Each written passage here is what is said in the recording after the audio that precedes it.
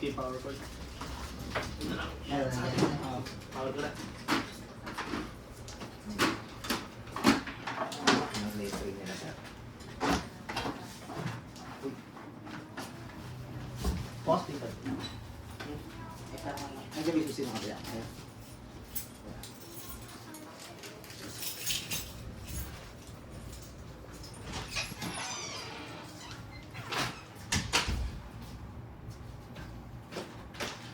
Ito ma'am yung ibang cord niya. Okay. Yung iba dyan ma'am, spare lang eh. Kailangan nyo ng adapter. Opo. Yung pang Pero yung pinaka-cord niya, sir, ay parehas lang pala. pare-pares lang naman sila. Yung dulo lang. Ito ma'am yung sa atin. Pero ang advisable ma'am, ito. Lagyan nyo na lang ng adapter ma'am, kasi may fuse to eh. Just in case po na magka-problem sa kuryente, yan muna yung madadamage. Sige po. Kasi ito yung ma'am yung kasamang introductory ink. Okay po. Ito kasama siya talaga. Ito po yung gagamitin natin. Naka-promo yata ito nga malam ko. Po. Setup na natin siya. Ito naman ma'am, one-time setup lang to. Pag na-setup nyo na po ngayon, pwede na po namin Plug and play na lang po yan sa office nyo ma'am. Sige po. 12, 26 yan. Dahil lang po natin.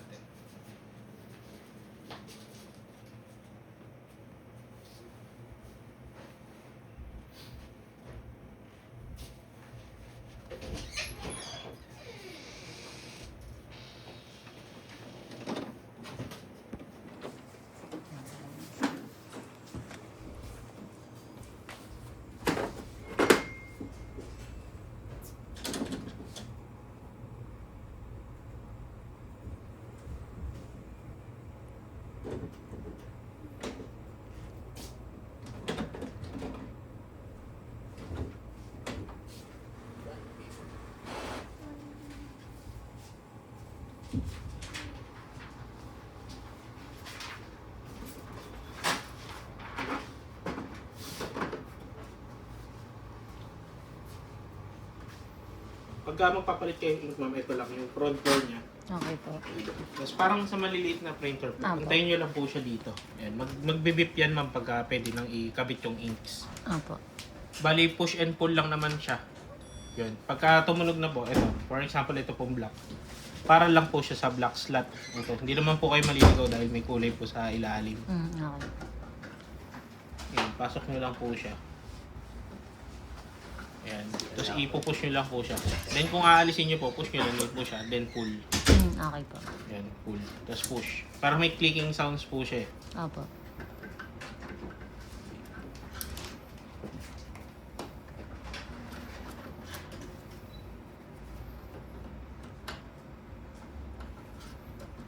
Ayan. Pagka naka-okay na ma'am, close nyo na siya. Ayan ma'am, magbabawas yan ma'am. Kaya mamaya, yung label po nung ink niyan, hindi siya puno. Kasi magpa-prime po siya dun sa head niya. Kasi pag bago ma'am, walang laman yan eh. So maglalagay na po siya ng laman. Kaya mamaya ma'am, bukas na yung ink niyan. Almost 1/4 yata yung mababawas dyan. Okay lang po natin to.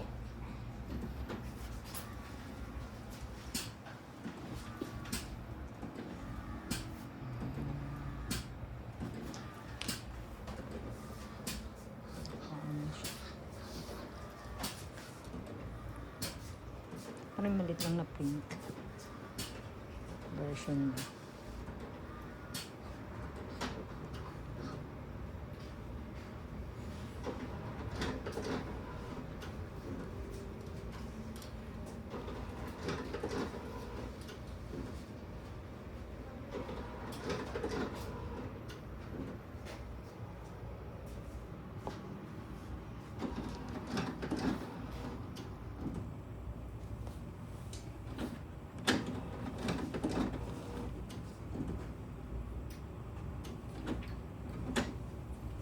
Medyo matagal lang siya ma'am pag una.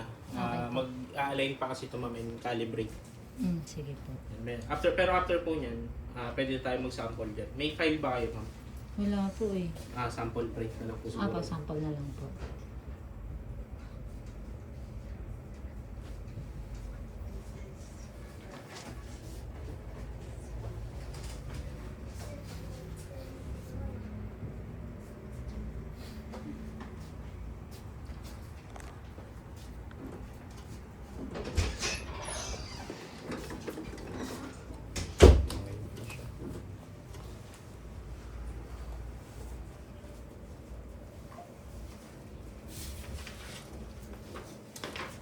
Ito ma'am yung pang-align sa kanya.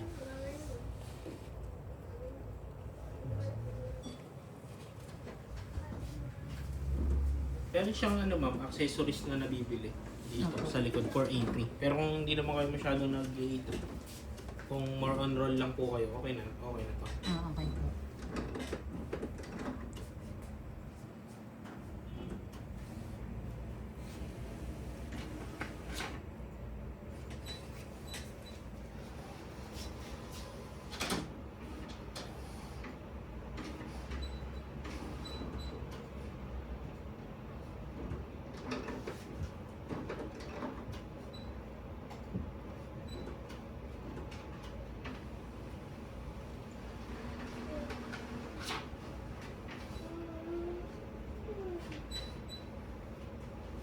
Ayun, alignment mo po yan. Mga 5 minutes po siguro yan, yung alignment niya.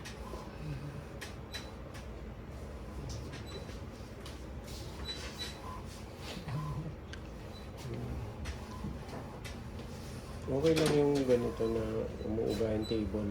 Okay lang yun sir, medyo ano lang tong table namin. Hindi kailangan na... Hindi naman siya Steady. kailangan naka-steady na ano. Basta ano lang sir, wag lang yung parang bubuwal.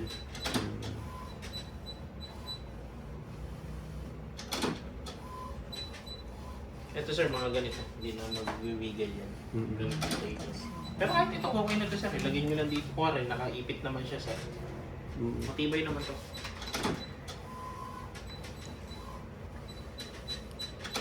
Hindi naman kailangan naka-aircon to. Hindi naman sir advisable. Ang ano lang sir, pagka kuwari medyo open yung area, lagyan nyo na lang ng tela sir. Para maiwasan din yung alikabok sa loob. Mm. Pag kasi plastic na ganito sir ang inilagay nyo, possible na mag-moist yun eh. Mm. Tela yung mas maganda. Kahit tela lang sir.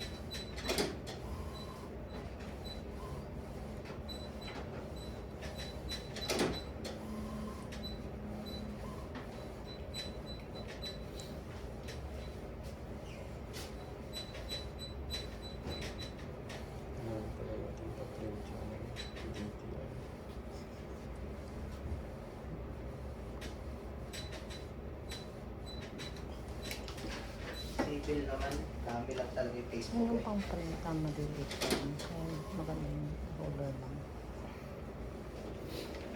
Pwede pa dito na rin bukas. Wow. Ang gaano pa siya. Yung magdalagay pa ng ink. Sa ulo.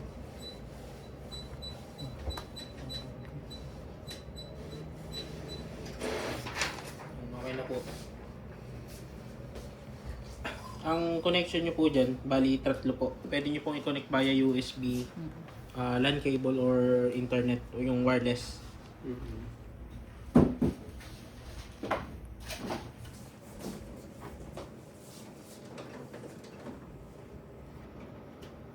Sample tayo ng file ano. Connect ko lang sa wifi. Kasi sa'yo na lang, napura ko na pala yung mga for printing. Tignan ko na nakaraan. Wala lang.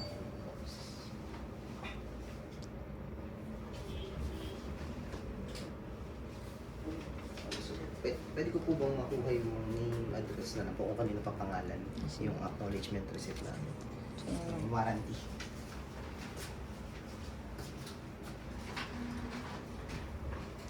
yung address. Main address. Siguro dito na lang ako mag-sample. Saan nyo po gusto mag-sample? Blueprint or white? Sa blue na lang po. Blue na lang po. Opo. Para hindi na magalaw yung frame nyo. Opo. Pares lang naman to, yung papel na to. Okay po.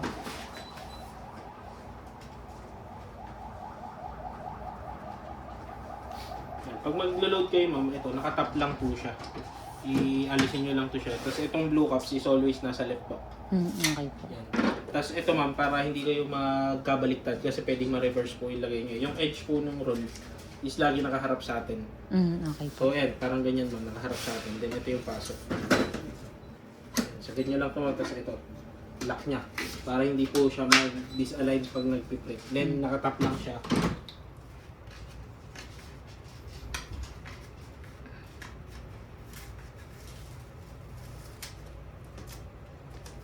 Tapos ito ma'am yung pinaka-feeding area ma'am. Diyan nyo po siya ipapasok. Hanggang mag-beep siya ma'am. Sagad nyo lang. Okay po. May beep naman siya para magano.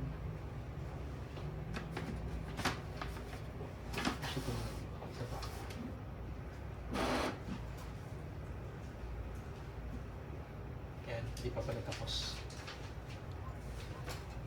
Yan. Sagad nyo lang siya ma'am. Ayun. Ayun. Medyo mahina lang ma'am. Apo. Tapos ano ma'am, pagka ganyan ma'am, plain yung pinaka-default. Yung plain ma'am, itong white. Yung platter paper ma'am kung tawagin ma'am. Apo. Ayan po yung plain. Pag ganyan pong Pag blue. blue ma'am, more kayo, punta kayo sa more. Then band and coated. By category po kasi siya eh. So marami siya ditong coated paper. Kung anong type of media po yung gagamitin nyo. So ito ma'am yung sa atin. Blueprint continue. Okay po. Yan ma'am, pagka naka-blueprint na siya, automatic na yan. Lahat po ng ibato nyo from files, blueprint na siya. Okay po. Tapos pagpapalitan ng white, i-ano lang po, Unload, change may, lang. yes, may pwedeng white, pwede nyo currently po na naka-load is blue, pwede nyo gawing white. Kaya lang, ang output naman nun, colored ma'am. Pero ito yung papel. Okay po. Actually, dito pwede rin kayo mag-blueprint ma'am. Opo, sorry. Pwede kayo mag-blueprint dito. Parang ganito yun ma'am, magiging mangyayari.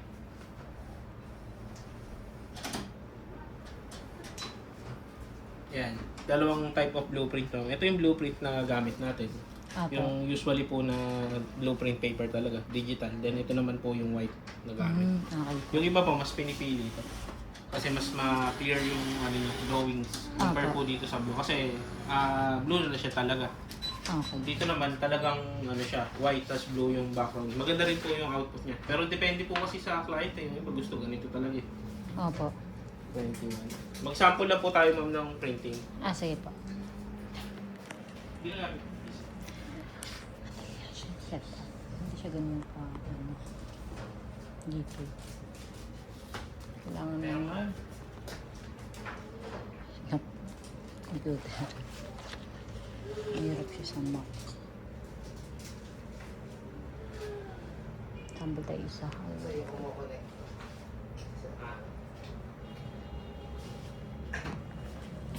dito ma'am. Sa app naman ma'am, meron tayong click ma'am na download naman siya. Ito naman, via wireless po siya. Hindi na kayo mag-install, driverless po siya. Opo. Pero kung naka-direct po kayo sa PDF or CAD, pwede rin.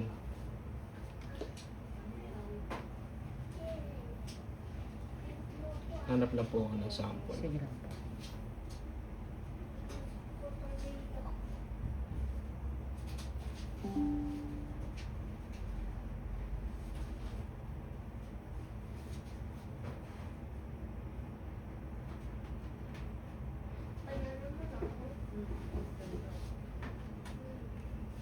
Via ano po siya, via IP address. Bago.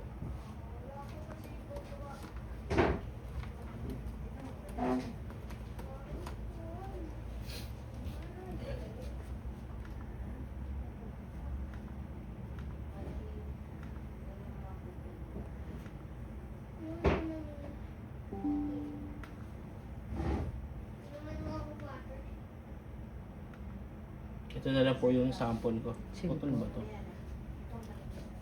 Bagay sample lang naman. Ito blueprint po siya. Naka normal po lahat yung setting. So default lang po siya. Wala po ako sa kanyang binago. So, yan. Select natin. Then print. Ayan. Hindi ko lang alam, parang scan po yata yung file.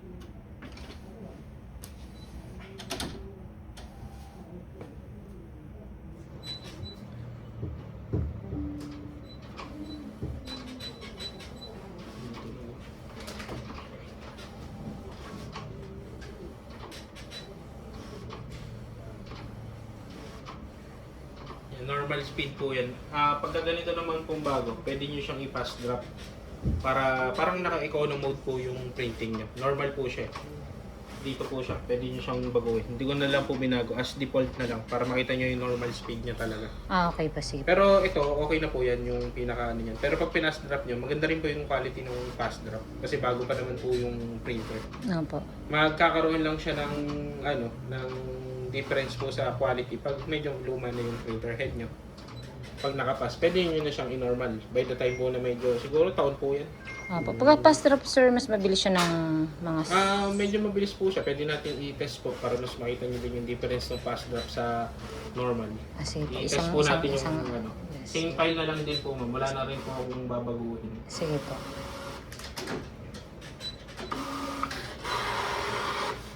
Ito po, yan po yung normal speed niya. Tapos, dito naman po sa, ano, ito lang po yun, ma'am, yung quality. Kumbaga, i-fast nyo lang siya. I-fast lang sa quality. Ito, ipipit ko lang. Yan, nakapass na po siya. So, tingnan po natin yung difference po ng speed. Sige po. Yan.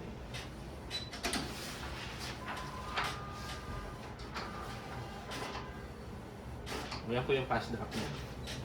Okay din naman po yung quality niyan. Kahit i-compare nyo, almost same lang yan.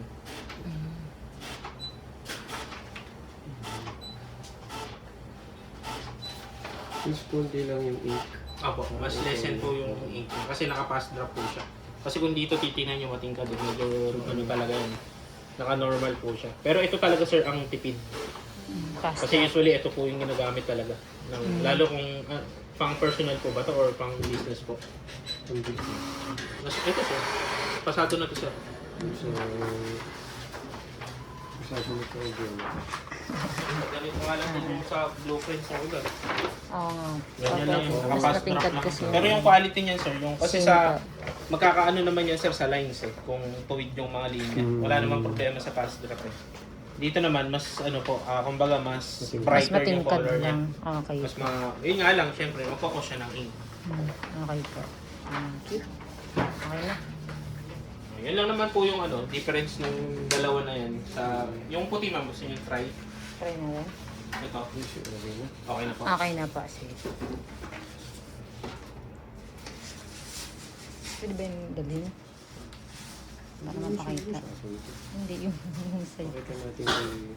Tanong na. Okay lang po ba dalhin to? Para pakita. Kasi yung plano. Tapos kung sakali po, ito po yung pinaka-user interface niya. Sa paper source po, dalawa lang yan. Pero pag kinabitan niyo po ng tray yan, magiging tatlo. So currently po, load yung roll. May check po siya. Apo. Tapos kung gusto niyo siyang palitan ng paper type, sa paper, then more. Kung anong types po. Kung wala, tracing paper po yung ano nyo, pwede nyo pong palitan. Ano po yung sa single, sir? Yung kanina, roll? Yung tas single po, yun po yung mga pre-cut na papel. Pero bihirang-bihira na po okay. yun. Kasi puro roll yun na po. Kasi pag single sheet po yung lulod nyo dyan, what at a time yung printing nyo. Okay. Kasi before ma'am, di ba may mga pre-cut? 17 by 21, 20 by 30, isa-isa. Isa. So mahirap. Ito may cutter naman. Okay. Before kasi wala kasing mga ano eh, Kaya mga may cutter. ganito. Okay. So pag gusto niyo siyang unload, tap niyo lang to, then unload. Automatic siya magre-rewind. Or kung nga rin, magpapalit kayo ng types of paper. Yan, automatic na siyang nagre-rewind. Pag in-unload niyo siya, then pwede niyo na palitan. Same lang din po yung procedure ng pag-alis sa kanya. Okay po. Ito po, alisin niyo itong lookups. Medyo mahigpit lang to kasi siya po yung lock niya. Yan.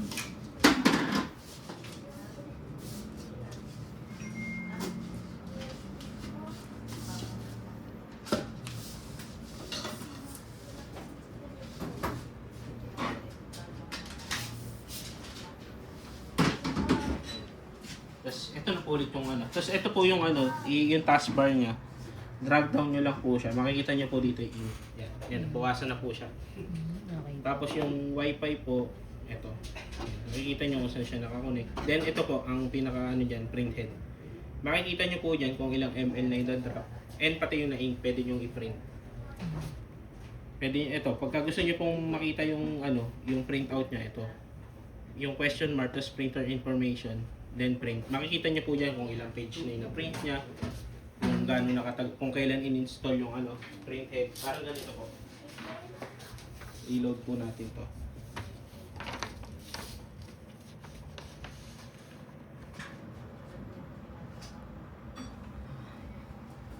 plain lang. Yan po yung single sheet, isa-isa siya. Opo. Medyo hassle lang po pag isa-isa talaga.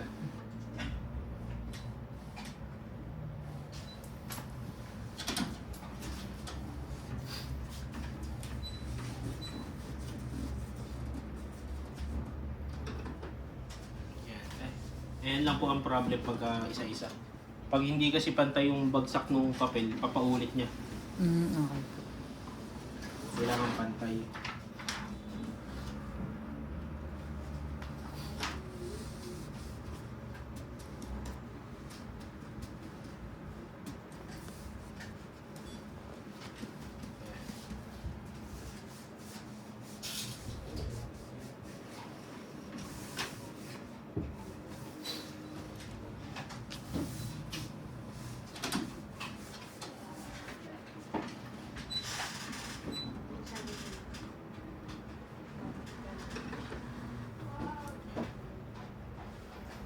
Pe-print ko ma'am yung info niya para makita nyo rin kung kailan in-install yung head.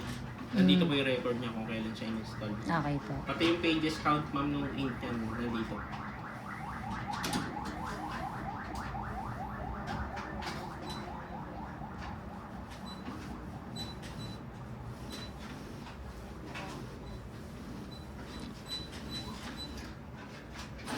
Ayan ma'am.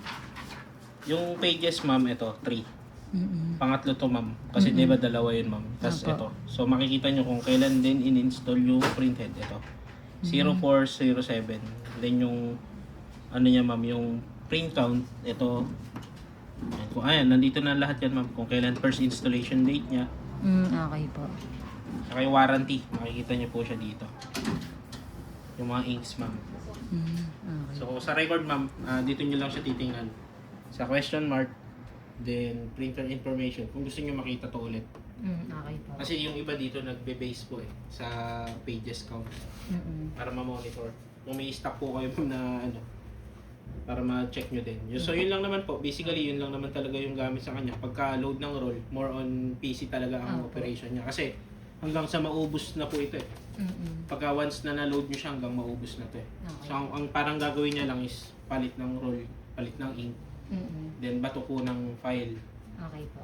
Tapos yung niya ma'am, proper shutdown niya, baka kasi mamaya direct unplug lang kagad. Dito po siya, may power button siya dyan. Ito po, yung napansin nyo ma'am, may ilaw yan dito. Okay po. Hold nyo lang po siya kahit mga 5 seconds. May ilalabas po sa panel. Sa panel ma'am, tingnan nyo po sa panel. Nandiyan ba? Okay. Yan. Okay. Nag-shutdown na siya. Pwede naman po hindi bunutin na dun sa or... Actually, pwede naman talaga ma'am eh. Hindi, pwede nyo na siyang Kasi- hindi bunutin eh. Then pag pa-power nyo siya, one tap Pa-power lang. lang. One Okay. tap lang dito. para nakaganyan Yun, na. parang ganyan ma'am. Pero ito, normal initialize na. Ito na yung pinaka talagang operation nyo ma'am. Kung gaano na siya katagal mag-open. Unlike kanina kasi sobrang tagal ma'am, di ba? Kasi may calibration, may Okay. alignment. Okay po. Thank you. Okay na. Wala na.